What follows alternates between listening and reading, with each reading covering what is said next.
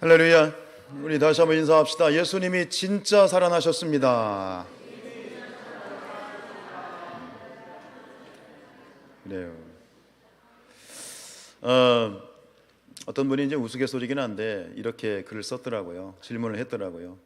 예수님의 무덤과 내 통장에 공통점이 있습니다. 무엇일까요? 비어 있습니다. 예수님의 무덤은 빈 무덤입니다. 그렇죠? 세상에 그런 다른 종교 지도자들, 그러니까 종교의 창시자들이 무덤이 다 있거든요. 그리고 무덤 안에 시체가 있습니다. 그러나 우리 예수님은 무덤이 없어요. 빈 무덤이에요. 왜 그렇습니까? 부활하셨으니까요. 당연히 무덤이 없지요.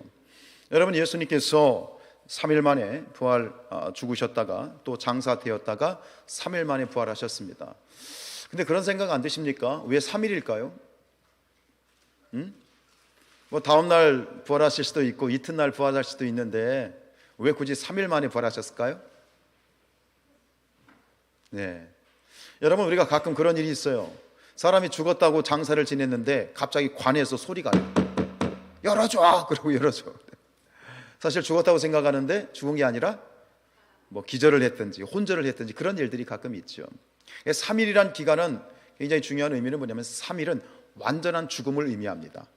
소생할 수 없는, 다시 뭐 기절했거나 혼절했다라고 볼 수 없는 그런 완전한 죽음의 상태를 볼 때 3일이라고 하죠. 즉 예수님은 정말 죽으셨어요. 진짜로 죽으셨어요. 죽으셨다가 3일 만에 부활하셨습니다.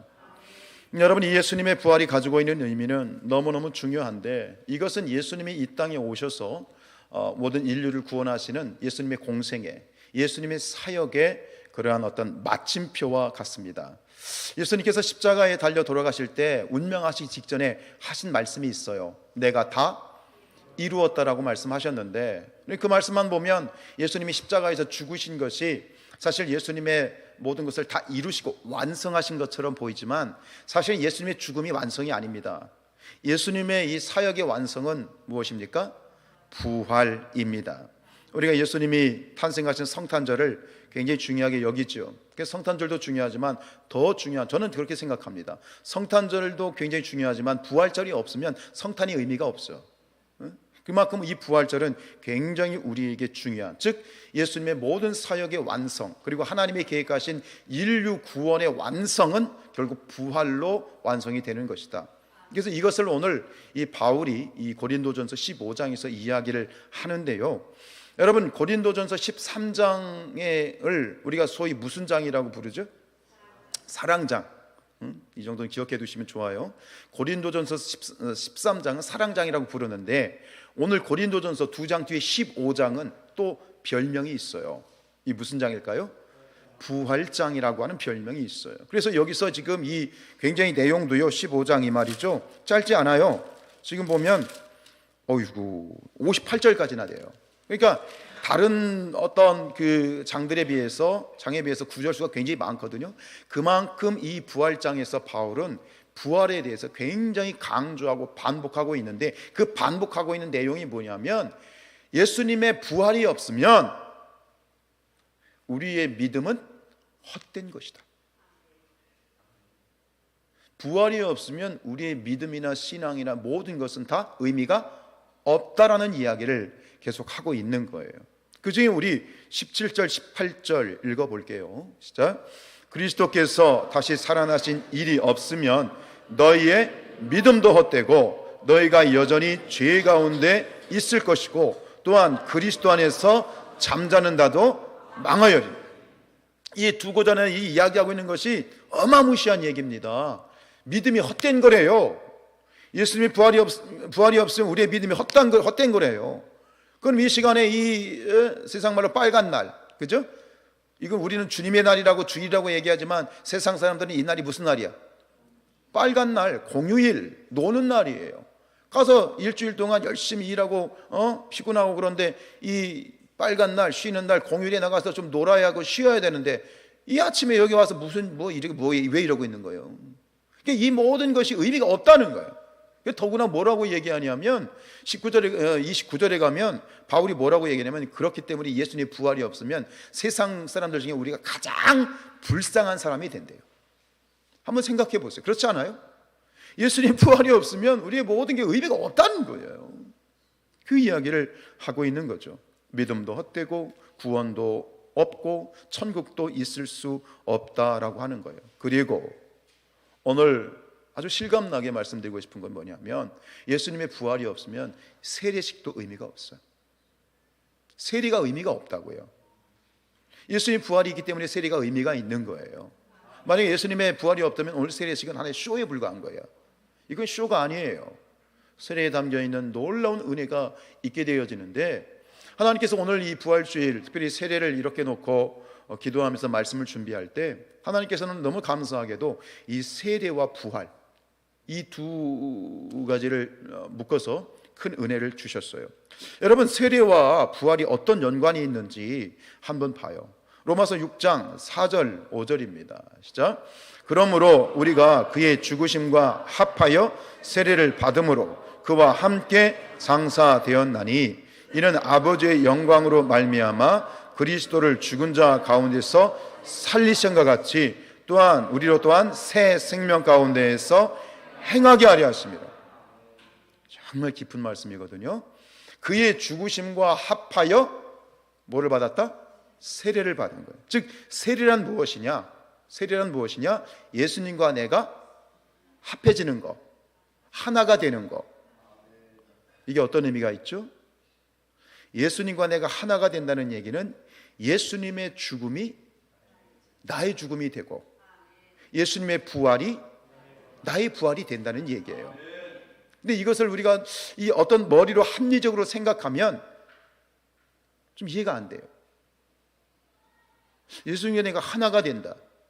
그래서 이걸 뭐라고 얘기하느냐? 5절에 가서 보세요.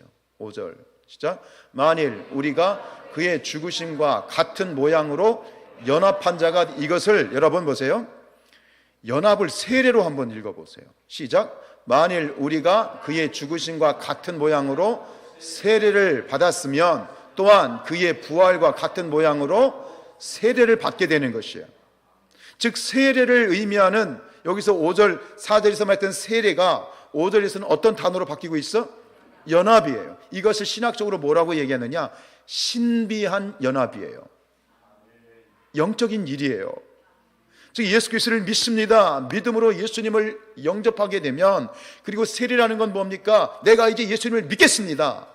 내가 그리스도인으로 살겠습니다. 나는 하나님의 자녀입니다. 예수를 믿음으로 천국 갈 수 있습니다. 라는 고백이잖아요. 그 고백을 여기서 우리가 예식을 통해서 하나님과 교회 앞에서 공식적으로 공표하는 거잖아요. 근데 이 세례, 어쨌든 세례를 믿음의 고백, 결단인데, 이 결단할 때 예수님을 믿겠다고 진심으로 결단할 때 어떤 일이 벌어지냐면 나와 예수님이 하나가 되는 거예요. 분리할 수 없는 생명 공동체, 운명 공동체가 돼버리는 거예요. 그래서 예수님의 죽음이 나의 죽음이 돼서, 예수님이 2000년 전에 십자가에 달려 돌아가신 그 십자가는 그 십자가에 예수님이 죽으신 것이 아니라 내가 믿고 세례를 받는 순간 누가 죽게 되는 거예요? 내가 죽게 되는 거예요. 그리고 다시 예수님과 합하여 연합이 되어 예수님이 부활하실 때 누구도 함께 부활한 거예요? 나도 부활하는 거예요. 할렐루야. 이게 세례예요. 따라합시다. 예수의 죽음이 나의 죽음이고 예수님의 부활이 나의 부활입니다. 이게 바로 세례에 일어나는 놀라운 영적인 축복이다. 그래서 이것을 다시 정리를 해서 로마서 6장 11절에서 이야기를 하는 거예요. 시작. 이와 같이 너희도 너희 자신을 죄에 대하여는 죽은 자요 그리스도 예수 안에서 하나님께 대하여는 살아있는 자로 믿으라는 거예요. 할렐루야. 이게 복음입니다. 정리합니다. 예수님의 부활이 없으면 우리가 받은 세례도 의미가 없고, 예수님의 부활이 없으면 우리는 천국에도 갈 수 없고. 왜요? 죄가 남아있으니까. 죄가 남아있으니까. 예수님의 부활이 없으면 우리는 천국에 대한 소망도 있을 수 없어요. 부활이 없으면 우리는 세상에서 가장 불쌍한 존재가 되는 것이다. 자, 오늘 하나님께서 이 부활절 예배를 놓고, 사실은 이 부활절 오늘 이 설교를 준비하는데 제가 굉장히 고심하고 고민하면서 기도할 수밖에 없었던 것은, 이게 매년마다 돌아오는 부활절이다 보니 여기 저보다 이 신앙의 선배님들이 많으신데 여러분들이 보내온 이 부활절이 몇 번이나 되세요? 수십 번이죠, 그죠? 그러면 어떤 일이 벌어지냐면 부활절 이미 머릿속에 모든 메시지가 다 정리가 돼. 그 설교가 그 설교고 그 메시지가 그 메시지이고, 그러다 보니 이 부활절 예배가 감격이 없는 무덤덤한 그런 부활절로 될 확률이 굉장히 많습니다. 그게 고민이 되는 거예요. 그런 예배는 드리기 싫어요.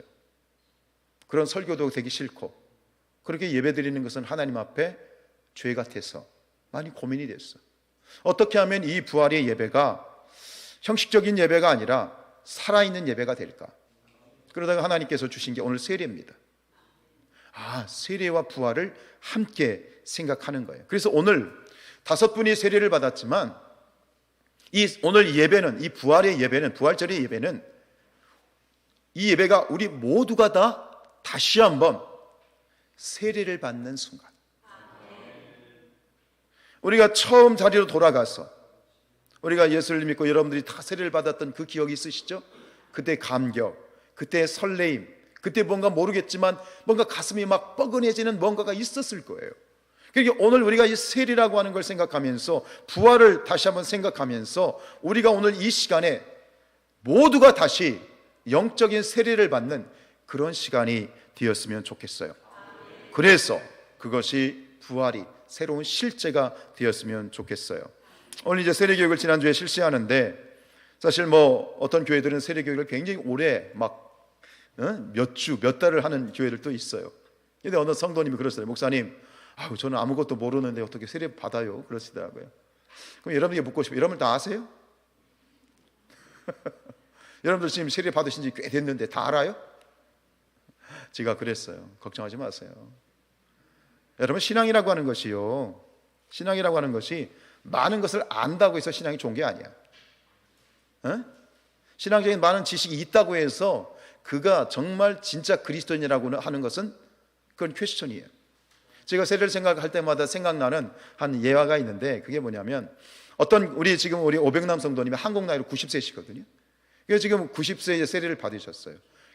500남 성도님과 같이 아주 늙음하게 며느리가 이제 시어머니를 전도를 해서 교회에 가게 된 거예요.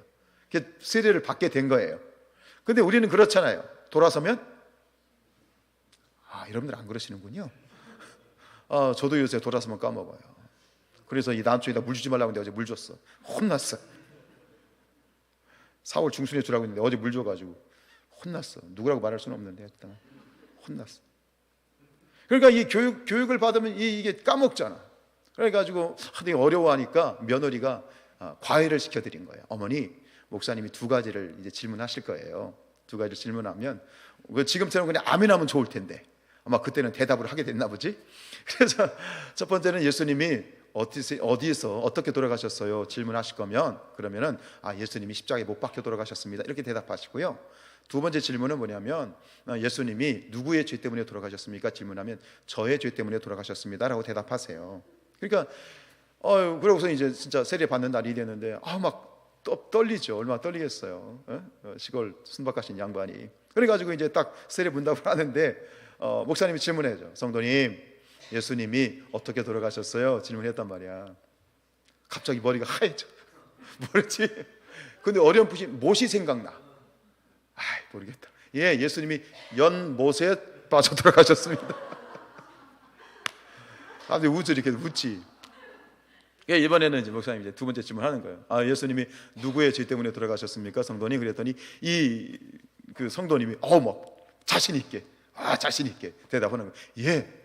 예수님은 제 며느리 죄 때문에 돌아가셨습니다. 내 죄라고 하니까 며느리가 내 죄라고 하니까 며느리 죄, 본인이 죄라고 생각 안 하는 거죠. 제가 이 말씀을 드리는 건 뭐냐면, 여러분, 신앙에서 중요한 것은 어떤 많은 지식을 아느냐가 아니에요. 신앙이 좋다 안 좋다는 것은 성경적인 지식이 많고 아는 게 많다고 해서 전 신앙이 좋다고 말씀드리고 싶지 않아요. 정확한 걸 아는 거예요. 핵심을 아는 거예요. 포인트를 아는 거예요. 저는 이 사건을 통해서 그분이 예화이지만 아마 정확하게 아셨을 것 같아요. 예수님은 나의 죄 때문에 돌아가시고 예수님이 십자가에 달려 돌아가셨구나. 그거면 충분한 거예요. 그게 결국은 뭐냐면 신앙에 있어서 신앙의 핵심은 많은 지식과 경험이 아니라 정말 핵심적인 원 포인트 레슨이 되어야 되는 거예요.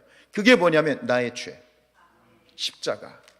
십자가의 복음, 구원의 복음, 그것이 정확하게 서면 전 된다고 믿어요.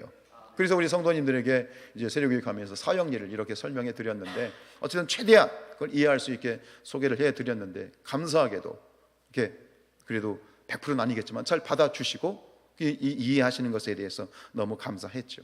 여러분, 다른 것들은요, 서당계 3년이면 풍어를 읽고요, 분식집계 3년이면 라면을 끓인대요. 이게 무슨 얘기냐면 익숙함이에요. 우리가 신앙생활 하면서 많은 것들은 지금은 낯설고 힘들지만, 처음에 힘들지만 가다 보면 익숙해져요. 예배도 익숙해지고 언어도 익숙해지고 호칭도 익숙해지고 다 익숙해져요. 그러나 그 익숙해짐에 그냥 떠맡길 수 없는, 그 익숙해짐에 그냥 내버려 둘 수 없는 한 가지가 있어요. 그것은 무엇이냐? 구원의 복음, 구원의 진리, 십자가의 복음이에요. 그것만큼은 양보할 수 없고요. 그리고 다른 건 어차피 돌아서면 까먹지만 이 구원의 십자가의 복음만큼은 다음이 아닌 지금 당장 복음이 증거되어져야 되고, 그 복음을 깨달아야 되는 것이죠. 그래서 그것이면 된다고 말씀을 드렸어요. 그래서 오늘 이 시간을 통해서 여러분, 이 부활절, 이 오늘 우리의 예배가 다시 한번 우리가 하나님 앞에서 세례를 받는다는 것은 처음으로 돌아가서 내가 예수님을 믿는 그 믿음의 첫사랑으로 돌아가서 어떻게 하면 내가 다시 그러한 새로운 이 부활의 은혜가 살아있는 은혜로 다시 한번 내 마음속에 감격되어질까라고 고민을 하고 질문할 때 하나님께 주신 것은 뭐예요? 다시 복음 앞에 서라는 거예요. 이게 다시 막 복음 앞에 서라는 건 추상적인 얘기가 아니라 결국 구원의 진리를 다시 너희가 성도들 앞에서, 네가 성도들 앞에 다시 구원의 진리를 정확하게 선포하라는 거예요. 여러분 다 아시죠? 구원의 진리를 아시죠? 십자가의 복음을 아시죠? 진짜 알아요? 내가 안다는 것은 누가 질문했을 때 막힘없이 쫙 말할 수 있어야 돼요. 정확하게 말할 수 있어야 돼요. 앵무새처럼 따따따 하는 것이 아니라 그것이 내게 녹아져서 정말 이 구원의 진리, 십자가의, 그 누구도 흔들 수 없는 십자가의 복음이 내게 있어야 되는 거예요. 다시 한번 복음 앞에 서십시다. 그것이 오늘 우리가 새롭게 부활의 은혜를 감격으로 받고 오늘 다시 한번 우리 모두가 새롭게 영적인 세례를 경험하는 그런 시간이 되었으면 좋겠어요. 그래서 제가 우리 세례 교육하면서 사형리를 말씀을 드렸는데, 오늘 제가 그 사형리를 중심으로 다시 한번 복음을 증거하겠습니다. 잘 들으십시오. 그리고 정리하십시오. 내가 집에 가서 정리할 생각하지 마시고 오늘 제가 십자가의 복음이 뭔지, 내가 어떻게 구원을 받은 것인지, 내가 어떻게 해야 구원을 받는 것인지, 내가 어떻게 죄사함을 받았는지를 오늘 이 자리에서 깔끔하게 정리하시고 다시 한번 주님 앞에 서서, 복음 앞에 서서 구원의 감격을 맛보는 그런 자리가 될 수 있기를 축복합니다. 아시는 내용이라고 그거 다 아는데 줄줄이 외우는데, 아니요. 새롭게 다시 한번 정리해 보십시다.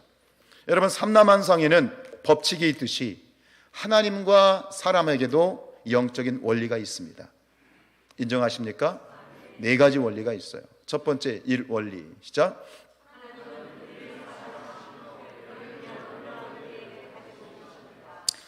하나님 우리를 사랑하십니다. 모든 인간을 사랑하십니다. 왜요? 자녀? 더 앞으로 나가며, 저희 집에는요, 저희 아이들이 어렸을 때, 그러니까 초등학교 들어가기 전에 아주 어렸을 때 만들었던, 지 손으로 만들었던 그런 공작품들이 있어요. 조그만 손바닥으로 점토를 찍어서 구운 거. 안 버려요. 가지고 있어요. 여러분, 하나님이 왜 우리를 사랑하실까요?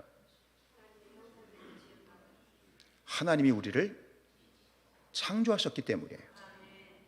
하나님의 손으로 빚어서 우리를 만드셨기 때문이에요. 그것보다 귀한 게 어디 있어요? 마치 내 뱃속으로 내 아이를 낳은 것 같이 하나님은 우리를 창조하셨어요. 그리고 부모가 자식을 사랑하는 것처럼 하나님은 우리에게 대한 놀라운 계획을 가지고 계시죠. 그 계획은 뭐냐면 하나님의 바람이에요. 내 새끼들이, 내가 창조한 인간들이 어떻게 살기를 원하실까요? 한마디로 말씀해 보세요. 하나님, 우리가 어떻게 살기를 원하실까요? 슬프고 눈물 나고 괴롭고 고통하며 울며 병들며 그렇게 살기를 원하실까요? 아니면 행복하게 복되게 즐겁게 그렇게 살기를 원하실까요? 왜 대답을 못해요? 아멘이죠.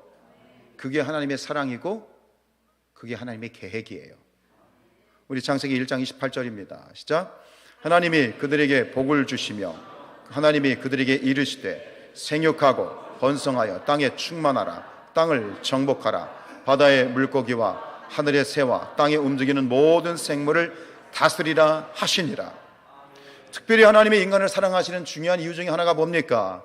우리 인간은 다른 피조물들과 다르게 하나님의 형상을 따라 지음받았어요. 여러분, 내 새끼가 보면 신기하죠. 누구를 닮았어? 날 닮았어. 고슴도치도 지 자식은 사랑스러운 거야. 하나님의 형상을 따라 지음받은 인간들을 향하여 하나님의 사랑은 이 땅에서 뭐예요? 복을 주시는 거예요. 복 받기를 원하시는 거예요. 눈물도 없고 울지도 않고 늘 행복하게 싱글싱글 웃으면서 행복하게 살기를 원하셔요. 그게 하나님이 원래 창조하셨던 창조의 원형이에요. 그게 시작이에요. 그런데 우리가 그렇게 살고 있습니까? 그렇게 복되게 살고 있습니까? 왜 우리의 삶이 이렇게 지질이 궁상처럼 되었을까요? 이것은 하나님의 뜻이 아닙니다. 이건 하나님의 계획이 아닙니다. 무슨 얘기? 하나님의 계획이 깨진 겁니다. 그 이유가 뭡니까? 죄의 이원리죠. 시작. 사람은 죄에 빠져 하나님으로부터 떠나 있습니다. 그래서 하나님의 사랑과 계획을 알 수 없습니다. 죄 때문입니다. 로마서 3장 23절 말씀을 공동 번역으로 읽겠습니다. 시작.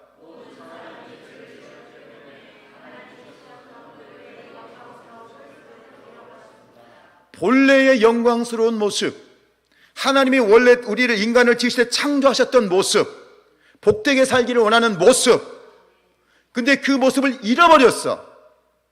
그리고 우리의 삶의 지질이 궁상이 되어버렸어. 눈물과 슬픔으로 점철되어 있고 죽음으로 점철되어 있는 거야. 이유는 뭐예요? 죄 때문이에요. 그러면 여기서 여러분, 여기서 굉장히 중요한, 이제 제가 조직신학적인 얘기를 할 텐데, 그러니까 어렵게 생각하지 마세요. 죄가 뭡니까? 우리가 보통 죄하면 뭘 생각해요? 내가 도둑질하고 죽이고 훔치고 뭐 윤리 도덕적인 죄를 말하는 거예요. 근데 오늘 정확하게 여러분 깨달으셔야 돼요. 성경이 이야기하는 죄는 이런 윤리 도덕적인 죄가 아니에요. 죄의 뿌리, 원죄를 말하는 거예요. 성경이 말하는 죄는 무엇이냐? 우리 요한복음 16장 9절입니다. 시작. 죄에 대하여라 함은 그들이 나를, 안 보여요? 같이 읽어봐. 시작. 죄에 대하여라 함은 그들이 나를, 우리 성산교회 교인들은 다시는 죄가 도둑질하고 이런 겁니다라고 얘기하면 안 돼요. 아니, 죄가 아니란 얘기가 아니에요. 성경이 말하는 죄가 무엇인지를 정확하게 알라는 거예요. 죄는 뭐예요? 하나님을 믿지 않는 게 죄예요. 죄는 뭐예요? 하나님을 믿지 않으니 하나님을 떠나는 게 죄예요. 여러분, 하나님께서 우리를 만드시고 세상 인류를 만드시고 인간을 만드시고 복을 주셨을 때 하나의 조건이 있어요. 하나님의 복을 누리는 조건이 있어요. 그게 뭐냐면 하나님을 떠나면 안 돼요. 하나님 안에 있어야 되는 거예요. 그런데 죄라는 건 뭐냐? 선악과라고 하는 유혹 앞에 인간은 하나님을 떠났죠. 하나님을 거부하죠. 그렇죠? 하나님을 믿지 않죠. 이게 죄예요. 죄가 뭐라고요? 하나님을 믿지 않는 것, 하나님을 떠나는 거예요. 그래서 성경 우리가 외우죠. 죄의 삭은, 죄의 결과는 뭐예요? 죄의 삭은 사망이에요. 왜요? 죄의 삭은 사망이에요. 여러분, 나무가 땅에서 떠나면 어떻게 돼요? 산 거예요, 죽은 거예요? 물고기가 물에서 떠나면 산 거예요, 죽은 거예요? 마찬가지예요. 물고기는요, 물속에 있어야 사는 것이고요, 나무는 땅에 있어야 사는 거예요. 마찬가지로 하나님은 어떻게 창조가 되었느냐, 인간은 어떻게 창조가 되느냐, 인간은 하나님 안에 있어야 사는 거예요. 그러니까 물을 떠나면 물고기가 죽고 땅을 떠나면 나무가 죽는 것처럼 인간은 하나님을 떠나면 죽는 거예요. 주의가 뭐라고 그랬어요? 하나님을 떠나는 거예요. 하나님을 떠났으니 결국 어떻게 돼요? 죽는 거. 이게 사망이에요. 우스갯소리지만 죄의 삭은 사망입니다 그러면 나 안 죽고 잘 사는데요? 혹시 여러분들이 그런 얘기를 하면 여러분 정말 안 돼요. 여기서 말하는 사망은 뭐예요? 하나님을 떠난 결과예요. 죽어가는 거죠. 그래서 예수님께서 이런 놀라운 말씀을 하신 거예요. 요한복음 15장 5절 시작. 나는 포도나무요 너희는 가지라. 나를 떠나서는 너희가 아무것도 할 수 없습니다. 아멘이에요? 하나님은 포도나무고 우리는 가지예요. 가지는 나무에 붙어 있어야 사는 거예요. 그런데 떨어졌어. 이게 뭐라고? 죄야. 떨어지면 나중에 어떻게 되는 거예요? 죽는 거예요. 이게 죄의 삭은 사망인 거예요. 그래서 우리는 날 때부터 죄인으로 태어나는 거예요. 누구 여러분 우리예요. 복음을 증거할 때 당신 죄인입니다. 그럼 기분 좋아요, 안 좋아요? 안 좋죠. 그러니까 우리가 이 복음도요 앵무새처럼 그렇게 하면 안 돼. 알고 말해야 돼. 여러분 우리가 죄인이에요. 우리는 태어날 때부터 죄인이에요. 태어날 때 죄인이라는 얘기는 태어날 때부터 어떤 존재로 우리는 태어났다는 얘기예요? 하나님과 분리된 채로 태어나는 거예요. 태어난 거예요. 아시겠어요? 태어날 때부터 하나님 때 분리된 존재로 태어났으니 그가 태어나서 살다가 죽으면 어디 가는 거예요? 지옥 가는 거예요. 이게 죄인이에요. 이게 죽음이에요. 그럼 다시 묻습니다. 그러면 우리가 살기 위해서는 어떻게 해야 돼? 우리가 태어날 때부터 죄된 존재로 하나님과 분리된 존재로 태어났어. 근데 우리가 지옥에 떨어지지 않고 살려면 어떻게 해야 돼? 다시 하나님을 만나야지. 다시 하나님께 나가야지. 이것을 뭐라고 얘기해요? 나무에서 가지가 떨어졌어. 근데 이 가지가 완전히 말라 비틀어지기 전에, 죽기 전에 이 가지가 사는 방법이 있어. 어떻게 하면 돼? 나무에 접붙이면 돼. 나무가 다시 그 가지가 떨어진 나무에 접붙이면 그 가지는 살아요. 하나님께 떨어진 존재, 죽을 수밖에 없는 존재예요. 근데 그 인간이 다시 살려면, 천국 가려면 다시 어떻게 하면 돼? 죽기 전에, 우리가 죽기 전에, 말라 비틀어지기 전에, 저 관 속에 들어가기 전에 어떻게 하면 돼? 하나님께 뭐 하면 돼? 접붙이면 돼. 하나님을 접붙이면 돼. 이게 뭐예요? 이게 구원이에요. 아멘? 이게 구원이에요. 여러분, 우리는 어떤 존재예요? 다시 하나님께 접붙여진 존재예요. 우리는 구원받았다고 얘기하는 거예요. 자, 이해가 돼요? 엄청 돼요? 잘 돼요? 할렐루야. 이해가 안 되시는 분들은 이따 오셔요. 왜? 제발 오셔요. 진짜 이게 농담이 아니에요. 진짜 오셔야 돼요. 이 구원의 진리는 시간에 익숙함에 양보될 수 없는 문제예요. 왜요? 우리는 내일 일을 몰라. 이 구원의 진리를 정확하게 모르고 예수님을 모르면 우리는 천국 갈 수 없는 거예요. 그런데 그러면 우리가 다시 하나님을 만나야 되겠죠. 그럼 어떻게 하면 하나님께 나아갈 수 있을까요? 하나님께 나아갈 수 있는 길이 몇 개가 있을까요? 자, 제 3원리입니다. 시작. 예수 그리스도만이 사람의 죄를 해결할 수 있는 하나님의 유일한 길입니다. 죄, 하나님께 떨어져서 죽을 수밖에 없는 사망의 존재로 살아. 근데 살려면 다시 하나님을 만나야 돼. 하나님께 나아가야 돼. 이거밖에 없어. 근데 하나님께 나가야 되는데 하나님께 나아갈 수 있는 길은 오직 하나밖에 없어. 사도행전 4장 12절이에요. 시작. 다른 이로서는 구원을 받을 수 없나니 천하 사람 중에 구원을 받을 만한 다른 이름을 우리에게 주신 일이 없어요. 우리 그림 보여주실까요? 저 사람은 이제 인생의 막바지에 와 있어요. 이게 하나님과 떨어져 있어요. 죄의 상태죠. 죽을 수 없는 사망의 상태죠. 그러다 죽는 거예요. 하나님께 건너가면 돼요. 그런데 뭐가 없어요? 하나님께 건너가면 뭐가 있어야 돼? 모르게 빨리 돌렸어. 뭐가 있어야 돼? 다리가 있어야지. 근데 예수님이 뭐라고 말씀하셨죠? 요한복음 14장 6절에서 내가 곧 길이다. 진리다, 생명이다. 내가 곧 길이에요. 내가 뭐야? 다리예요.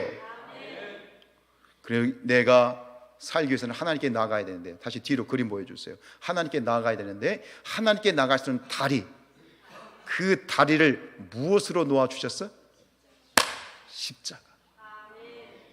예수님이 주신 그 십자가가 하나님께 나아갈 수 있는 다리가 되었고 길이 되었고, 그래서 우리는 하나님께 나아가고 죽어야 된 존재가 구원받았어 하나님 앞에 갈 수 있는 거예요. 이게 복음이에요. 다른 길은 없어요. 다른 다리는 없어요.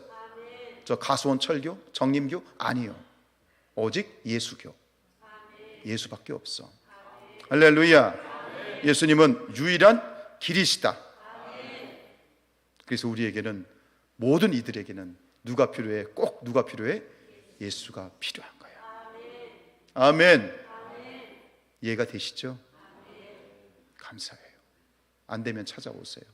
그런데 마지막 하나 더, 이거를 머리로 아는 것 가지고는 안 돼요. 여러분 이해됐다고 거기서 끝나면 안 돼요. 마지막 하나가 더 필요해요. 우리 요한복음 1장 12절. 자, 시작. 영접하는 자,